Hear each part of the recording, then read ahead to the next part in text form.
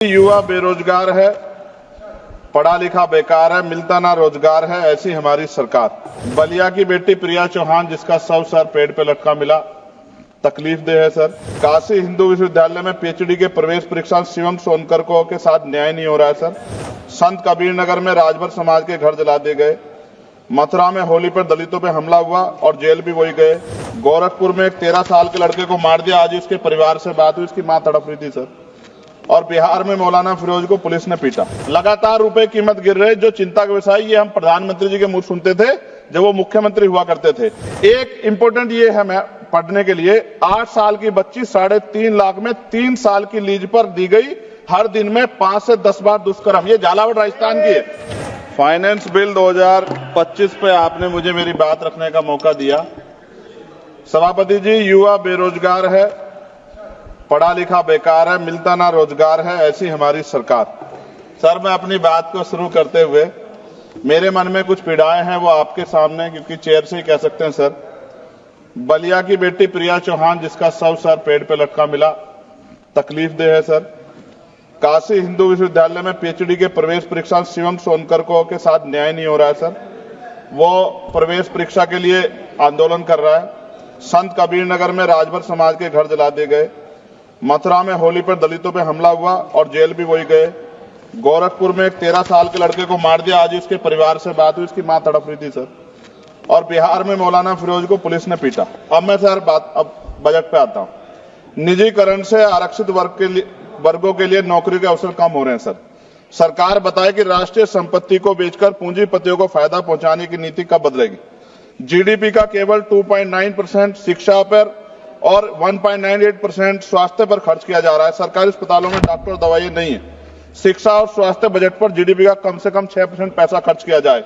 जो government amendment number 144 है, उसमें आपने रिटायर्ड कर्मचारी अधिकारियों की पेंशन को कम करने का प्रावधान किया है। मेरा सरकार से आग्रह, इस अमेंडमेंट को वापस लेकर पुनः पेंशन की पुरानी प्रक्रिया बहाल की जाए। सीएमआई की 2024 की रिपोर्ट के अनुसार भारत में बेरोजगारी दर 8% से अधिक बनी हुई है। युवाओं के लिए नए रोजगार सृजन कोई ठोस नीति बजट में नहीं थी। केंद्रीय बजट 2025 मनरेगा तथा आवंटन 86,000 करोड़ रुपए पर अपरिवर्तित कार्यक्रम 9,754 करोड़ रुपए के घाटे पर चलने के बावजूद 2025-26 के बजट में धन आवंटन में कोई बढ़ोतरी नहीं की गई, जबकि मनरेगा ग्रामीण रोजगार में महत्वपूर्ण भूमिका निभाता है। लगातार रुपए कीमत गिर रहे, जो चिंता का विषय, ये हम प्रधानमंत्री जी के मुंह सुनते थे जब वो मुख्यमंत्री हुआ करते थे। प्राय देखने में आता है किसान अपने ऋण के कारण आत्महत्या कर रहे हैं और सरकार उनके ऋण माफ नहीं कर रही, जबकि दूसरे बड़े उद्योगपति और कंपनियों का ऋण माफ किया जा रहा है। यह निंदनीय है। सरकार को किसानों की ओर ध्यान देना चाहिए, उनका ऋण माफ करना चाहिए। कृषि उपकरणों पर 100% जीएसटी की छूट दी जानी चाहिए। भारतीय शेयर बाजार पिछले कुछ समय से लगातार घाटे में जा रहा है। भारतीय निवेशकों का पैसा डूब चुका है, जबकि विदेशी निवेश लगातार भारतीय शेयर बाजार से पैसे निकाल रहे हैं। सरकार को इस ओर भी ध्यान देना चाहिए। कोई भी कर्मचारी अपने कुल वेतन पर वर्ष के अंत में टैक्स चुकाता है, परंतु उसके बाद भी खरीदी गई वस्तु पर कर देना पड़ता है। इस प्रकार के दोहरे कराधान से उसकी आर्थिक अक्षति होती है। ये गलत है सर। जब कोई आम आदमी कोई वाहन खरीदता है तो उसे जीएसटी सहित कई तरह के कर चुकाने पड़ते हैं, लेकिन जब वह उस वाहन को सड़क पर ले जाता है तो पुनः कर देना पड़ता है, जिससे आम आदमी की जेब पर सीधा असर पड़ता है।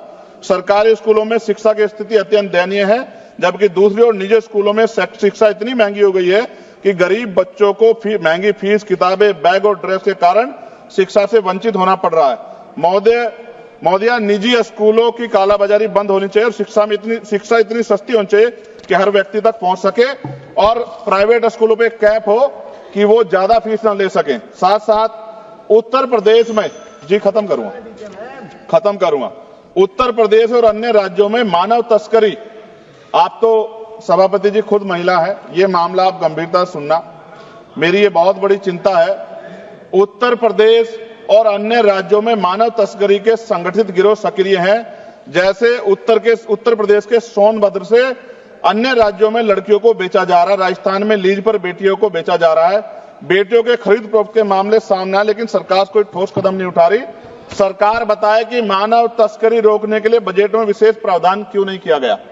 महिला सुरक्षा के लिए Nirbhaya fund, last page, Nirbhaya fund को पूरी राशि खर्च क्यों नहीं की जा रही है। फंड तो बना दिया निर्भया के नाम से, लेकिन खर्च नहीं करे। बेटियों की बिक्री रोकने के लिए राष्ट्रीय टास्क फोर्स का गठन किया जाना चाहिए। सभापति जी, ये मेरे हाथ में कटिंग है जिसमें लिखा है कि लीज पर बिक रही हैं बेटियां, कर्ज उतारने माता पिता भेज रहे हैं। एक इंपॉर्टेंट ये है मैं पढ़ने के लिए, 8 साल की बच्ची 3.5 लाख में 3 साल की लीज पर दी गई, हर दिन में 5 से 10 बार दुष्कर्म। ये झालावाड़ राजस्थान की है। ये भारत है, ऐसा भारत जहां बेटियों को बेचा जाए, लीज पे दिया जाए और सरकार हाथ पे हाथ रखे तमाशा देखे, ये अच्छा नहीं है। अंत में न्यायपालिका में SC, ST, OBC व अल्पसंख्यकों की संख्या बढ़ाने पर सरकार क्या कर रही है, इन्हीं सब बातों के साथ मैं अपनी बात को खत्म करता हूं। जय भीम, जय भारत। आपका बहुत बहुत धन्यवाद।